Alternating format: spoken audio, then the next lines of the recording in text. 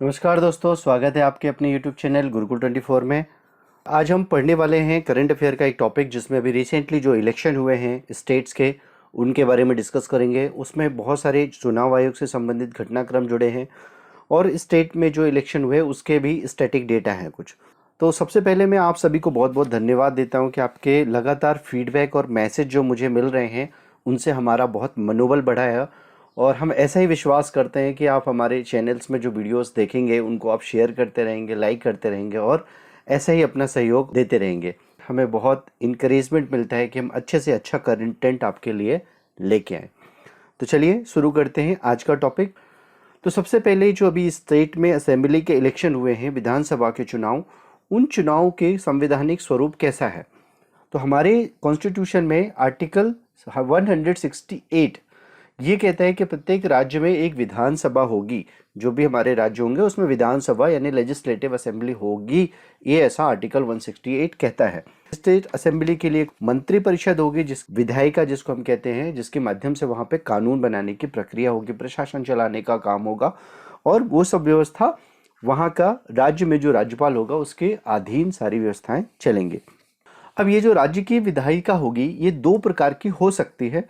जैसे एक स्वरूप होता है उसका एक सदनी यानी कि एक सदन हो, यानी जिसको हम यूनिकैमरल कहते हैं, या फिर द्विसदनी हो यानी कि बाइकैमरल कह सकते हैं।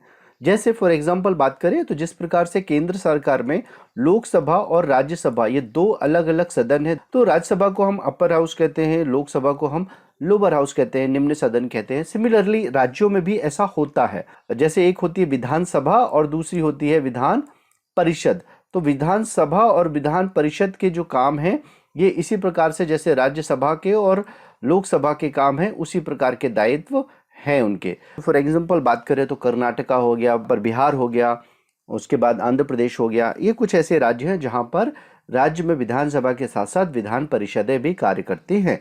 तो वहां पर व्यवस्था कैसी हुई, दो सदन की हुई, द्विसदनी हुई, बाइकैमरल हुई। राज्य में विधानसभा के चुनाव होते हैं, इनको संपादित करने की जो जिम्मेदारी होती है ये होती है चुनाव आयोग। यानी कि वर्तमान में चुनाव हुए हैं उसमें एक बड़ा महत्वपूर्ण फैक्टर है जिससे हमको क्वेश्चंस बनने की संभावना दिखती है, वो है कि रिसेंटली पश्चिम बंगाल में ममता बनर्जी जी चुनाव हार गई हैं, बट इसके बावजूद भी वो वहां के मुख्यमंत्री के रूप में शपथ ग्रहण करेंगी। तो ऐसा कैसे हो सकता है, किस कानून के तहत होता है कि कोई व्यक्ति चुनाव जीते बिना भी मंत्री बन सकता है। तो ये आर्टिकल हमारा आर्टिकल 164 का फोर्थ वाला पोर्शन है जो ये प्रोविजन देता है कि यदि कोई व्यक्ति का में चुन के नहीं भी आया है तो वो मंत्री बन सकता है, बशर्ते शपथ ग्रहण की डेट से 6 महीने के अंदर में उसको चुनाव जीतना आवश्यक होगा। तो ये आर्टिकल इंपॉर्टेंट है क्योंकि ये आने वाले एग्जाम्स में आ सकता है। अब आगे देखते हैं कि जो में चुनाव हुआ है, पश्चिम बंगाल में चुनाव हुआ है, केरल में हुआ है, तमिलनाडु में हुआ है और उसके बाद पुदुचेरी में। तो ये 5 राज्य हैं जहां पे रिसेंटली चुनाव हुए हैं। उनमें से चुनाव आयोग की भूमिका महत्वपूर्ण आ जाती है क्योंकि उसने पूरे इलेक्शन को कंडक्ट किया है। तो चुनाव आयोग से क्वेश्चन बनने की संभावना ज्यादा है। तो जैसे एग्जाम्पल देखें तो आर्टिकल 324 ये हमारे कॉन्स्टिट्यूशन में है, जिसको हम पार्ट 15 के अंदर में पढ़ते हैं। इसमें ये प्रोविजन दिया गया है कि जो चुनाव आयोग होगा वो एक ऑटोनोमस कॉन्स्टिट्यूशनल बॉडी होगी। इसका काम होगा कि राष्ट्रपति, उपराष्ट्रपति, लोकसभा, राज्यसभा और राज्य की विधानसभाओं के चुनाव को करवाना, ये उसका मेन काम है चुनाव आयोग का। अब यहाँ पे चुनाव आयोग जो आज वर्तमान में है, ये चुनाव आयोग पहले जो है, पहले एक सदस्य का हुआ करता था 1989 के पहले। तो जैसे हमारे पहले चुनाव आयुक्त हम बार बार जीके में पढ़ते भी हैं स्टैटिक डेटा में कि प्रथम चुनाव आयुक्त कौन थे, तो सुकुमार सेन थे, ये पहले थे। तो पहले ये एक ही सदस्य हुआ करता था जिसमें एक ही पर्सन हेड होता था, जिस लेकिन कई बार निर्णयों में एक ही व्यक्ति के विचार प्रभावित ना करें, इसलिए उसको क्या किया गया कि 3 सदस्य बना दिया गया। और आज की डेट में जो इसमें सदस्य होते हैं, टोटल 3 सदस्य होते हैं, जिसमें से एक जो पर्सन होता है वो होता है इसका मुखिया, जिसको हम कहते हैं मुख्य चुनाव आयुक्त। अब ये प्रश्न मैं आपके लिए छोड़ता हूं कि भारत के मुख्य चुनाव आयुक्त कौन है, ये कमेंट करके आप मुझे बताइए। ठीक है, चलिए हम आगे बढ़ते हैं। चुनाव आयोग, ये चुनाव आयुक्त के माध्यम से पूरा काम करता है। तो चुनाव आयुक्त की अपॉइंटमेंट कौन करता है, राष्ट्रपति करता है। और राष्ट्रपति कितने समय के लिए करता है, 6 साल के लिए करता है। और जब यदि कोई व्यक्ति ऐसा है जो 6 साल के अलावा 65 साल की आयु पूरी कर चुका हो, त्यागपत्र देके या फिर उसको रिटायर करके हटना होता है। ठीक है, अब चुनाव आयोग और क्या करता है? इन सब कामों के अलावा चुनाव आयोग का काम है कि जितनी भी पॉलिटिकल पार्टी है उनको मान्यता देना, उनके लिए मतदाता सूची यानी वोटर लिस्ट को तैयार करना, इनके नॉमिनेशन लेना यानी कि कौन कौन चुनाव लड़ रहा है उनकी नॉमिनेशन लेना, और फिर उसके बाद इलेक्शन कंडक्ट कराना, फिर उसके बाद उसकी काउंटिंग करना, और उसके बाद उसका रिजल्ट डिक्लेयर करना। और ये सब वो निष्पक्ष और स्वतंत्र रूप से कर सके, इसके लिए ये पूरा मशीनरी और ये जो सिस्टम है ये तैयार किया गया है। और ये सारा वर्णन क्या है, हमारे संविधान में है, इसलिए हम इसको कहते हैं एक संवैधानिक निकाय है, यानी कि एक कॉन्स्टिट्यूशनल बॉडी है इलेक्शन कमीशन। चुनाव आयोग ने मतदाताओं को इंकरेज करने के लिए कि नए नए वोटर तैयार हों, राष्ट्रीय मतदाता दिवस वो हर साल मनाता है 25 जनवरी को। ये स्टैटिक फैक्ट है, कभी कभी एग्जाम्स में आ जाता है। तो अभी जो असम में इलेक्शन हुए हैं, यहाँ पे बीजेपी को मिले हैं 460 सीट्स, यानी फुल मेजोरिटी के साथ में ये गवर्नमेंट फॉर्म करने वाली है। और दूसरी तरफ कांग्रेस को 29, AIUDF को 16, AGP यानी असम गण परिषद को 9 सीटें मिली हैं। असम के बारे में कुछ स्टैटिक फैक्ट देख लेते हैं। तो इसकी कैपिटल है दिसपुर, और जो गुवाहाटी से लगी हुई है। यहाँ के राज्यपाल है जगदीश मुखी, यहाँ के मुख्यमंत्री रहे हैं सर्बानंद सोनोवाल, जो अभी रिसेंटली फिर से बनेंगे। और टोटल 126 इसमें है सीटें हैं, जिसमें लोकसभा की सीटें हैं 14, राज्यसभा की सीटें हैं 7। उच्च न्यायालय यानी हाईकोर्ट कहाँ पर है? गुवाहाटी में है। टोटल डिस्ट्रिक्ट इसमें 34 है। और असम का 34th जो डिस्ट्रिक्ट बना है, रिसेंटली बना है, इसलिए करंट अफेयर में ये इंपॉर्टेंट है। इसका नाम है बजली, ठीक है। और यहाँ का जो लोक डांस, यानी जो लोक डांस ना बोल के इसको लोक नृत्य कर लें, तो लोक नृत्य क्या है? सत्रिया और बिहू। कई बार प्रश्न सीधा सीधा पूछा जाता है कि बिहू किस राज्य का लोक नृत्य है? तो जी हाँ, असम करेक्ट आंसर है उसका। अगला स्टेट जो है वो है बंगाल। बंगाल में AITC यानी ऑल इंडिया तृणमूल कांग्रेस को 213 सीट्स, बीजेपी को 77। ये कुछ सीट मिली जिसकी वजह से हम कह सकते हैं कि ममता बनर्जी यानी कि all India Trinamool Congress full majority के साथ गवर्नमेंट फॉर्म कर रही है। स्टैटिक डेटा कुछ देखते हैं तो राजधानी है यहाँ की कोलकाता, राज्यपाल हैं जगदीश धनखड़, मुख्यमंत्री ममता बनर्जी डेफिनेटली फिर से बन रहे हैं। विधानसभा की टोटल 294 सीट्स है, लोकसभा की 42 सीट्स हैं और राज्यसभा की 16 सीट्स हैं। और उच्च न्यायालय हाईकोर्ट देखे तो यहाँ पर कोलकाता में। टोटल डिस्ट्रिक्ट है 23। और यहाँ का जो लोक नृत्य है, जो इंपॉर्टेंट है, कभी कभी क्वेश्चन बनता है, वो है काठी नृत्य। काठी नृत्य यहाँ का बहुत ही फेमस नृत्य है, जिसके बारे में कभी कभी क्वेश्चंस आ चुके हैं। एक और फैक्ट है जो इसमें स्टैटिक में आता है कभी कभी, वो है स्टेडियम। यहाँ पे ईडन गार्डन स्टेडियम, ये कहाँ पर है? कोलकाता में है। नेक्स्ट स्टेट है केरला। केरल हम देखते हैं साउथ में है। तो केरल में जो CPIM है, इसको मेजॉरिटी मिली है और इसके साथ ये गवर्नमेंट फॉर्म कर रही है। और यहाँ की कैपिटल देखें तो तिरुवनंतपुरम है, जिसको हम त्रिवेंद्रम भी कहते हैं। यहाँ की जो स्टेट लैंग्वेज है मलयालम है, राजभाषा। मुख्यमंत्री पिनराई विजयन अभी तक रहे, फिर से बनेंगे। राज्यपाल जो है वो आरिफ मोहम्मद खान है। विधानसभा की टोटल 140 सीट्स हैं, लोकसभा की 20 हैं और राज्यसभा की 9 सीट्स हैं। हाई कोर्ट यहाँ पर है कोच्चि में, जिसको कोचीन भी कहते हैं। कुल जिले टोटल है 14। और लोक नृत्य यहाँ का जो फेमस है वो है मोहिनी अट्टम और कथकली। 2-3 फैक्ट और है जो परीक्षाओं में आते हैं केरल से। सबसे पहला है कि सबसे ज़्यादा लिटरेसी वाला स्टेट है ये पूरे कंट्री में, 94%। और दूसरा, सबसे ज़्यादा जो सेक्स रेशो है, यानी मेल फीमेल सेक्स रेशो जो है वो 1084 वाला स्टेट है। नेक्स्ट देखते हैं स्टेट तमिलनाडु। तमिलनाडु में भी रिसेंटली इलेक्शन हुए हैं। यहाँ पे मेजोरिटी में जो गवर्नमेंट फॉर्म करने जा रही है वो है DMK, द्रविड़ मुनेत्र कसगम। इसका उगता हुआ सूरज इसका सिंबल है और इसको 133 टोटल सीट्स मिली है इस इलेक्शन में।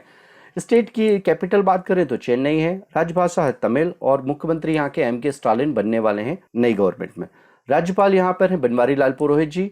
विधानसभा की टोटल है 234 सीट्स और लोकसभा की है 39 और राज्यसभा की 18। तो यहाँ पे चेन्नई में हाईकोर्ट है। टोटल डिस्ट्रिक्ट है 38।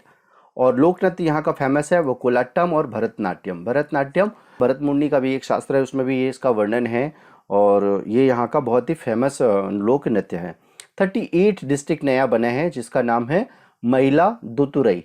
ये एक नया डिस्ट्रिक्ट बना है, इसलिए ये महत्वपूर्ण फैक्ट है। यहाँ पे रिसेंटली जो चर्चा में रहता है हर साल, जल्लीकट्टू नाम का एक त्यौहार जिसमें बैल की दौड़ होती है।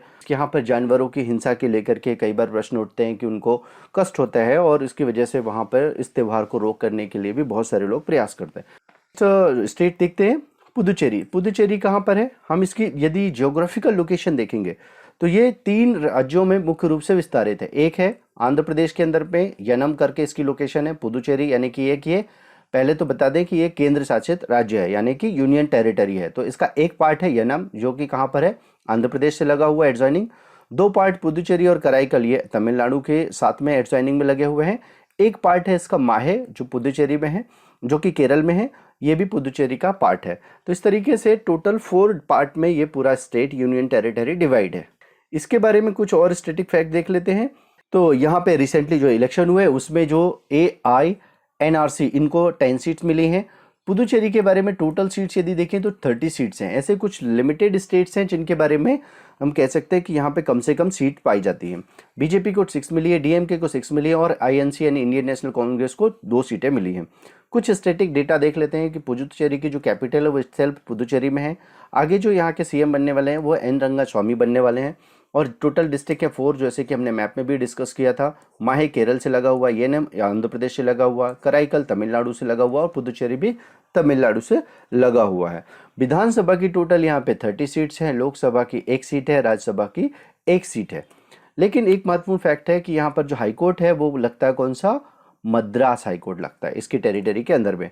और ये जो पुदुचेरी है ये पहले एक फ्रांसीसी कॉलोनी हुआ करती थी और उसके बाद यहाँ पे 1962 में इंडिया के साथ में इसका विलय किया गया और इंडिया में इसको मर्ज कर दिया गया। यहाँ पे मैं 2-3 महत्वपूर्ण जो फैक्ट है जिसके बारे में क्वेश्चंस बनता है वो बताना चाहता हूँ। आप आर्टिकल 170 को याद करिए थोड़ा ना। आर्टिकल 170 कॉन्स्टिट्यूशन का है। इसमें ये कहते हैं कि किसी भी स्टेट में मैक्सिमम सीटें हो सकती हैं 500 और मिनिमम सीटें हो सकती हैं 60। लेकिन कुछ राज्य अपवाद स्वरूप ऐसे हैं जहां पर उस 60 से भी कम विधानसभा की सीटें हैं, यानी MLA 60 से भी कम हो सकते हैं। ऐसे अपवाद स्वरूप 4 स्टेट हैं। तो जैसे एक स्टेट है गोवा, यहाँ पर भी 40 सीट्स हैं। उसके बाद है सिक्किम, सिक्किम में भी 32 सीट्स हैं। उसके बाद है मिजोरम, ठीक है, मिजोरम में भी है 40 सीट्स। और उसके बाद आता है पुदुचेरी जिसमें कि 30 सीट्स हैं। तो आप ये देख रहे हैं कि ये 4 स्टेट ऐसे अपवाद हैं जो कि उस मिनिमम वैल्यूज को यानी 60 एटलीस्ट होनी चाहिए उसको नहीं डिजर्व करते हैं और ये अपवाद स्वरूप ऐसे राज्य हैं, ठीक है। तो ये कुछ स्टैटिक डेटा जो हमको एग्जाम के हिसाब से महत्वपूर्ण है। अब आपको देखना है कि इससे संबंधित कौन से प्रश्न आ सकते हैं जो परीक्षाओं में, जैसे आपने के सामने स्क्रीन में दिख रहा है कि निम्न में से कौन तमिलनाडु का प्रमुख लोक नृत्य है, पश्चिम बंगाल में कितनी विधानसभा की सीटें हैं, पुदुचेरी में फ्रांसीसी प्रभुत्व कब खत्म हुआ और राष्ट्रीय मतदाता दिवस कब मनाया जाता है। ये कुछ संभावित क्वेश्चन हैं जो परीक्षाओं में आ सकते हैं। इनका जवाब मैं आपसे अपेक्षित करता हूँ कि आप मुझे कमेंट करके जरूर दें। और आई होप आपको ये पूरा हमारा लेक्चर बहुत पसंद आया होगा और उम्मीद करता हूँ कि ऐसे ही अच्छे लेक्चर के साथ में हम फिर से मिलेंगे। और ये वीडियो आपको पसंद आया हो तो हमारे चैनल को सब्सक्राइब जरूर करें, कमेंट करें और हाँ, वीडियो को शेयर जरूर करिए। इससे हमें बहुत मोटिवेशन मिलता है और कुछ भी नया आपको लगता है कि हमारे वीडियो में हम बेटर कर सकते हैं तो आप ज़रूर हमें कमेंट करके बताइए। हम निश्चित ही अपने वीडियोस में उनको अपडेट करेंगे। ठीक है, मिलते हैं नेक्स्ट वीडियो में। तब तक के लिए गुड बाय एंड जय हिंद।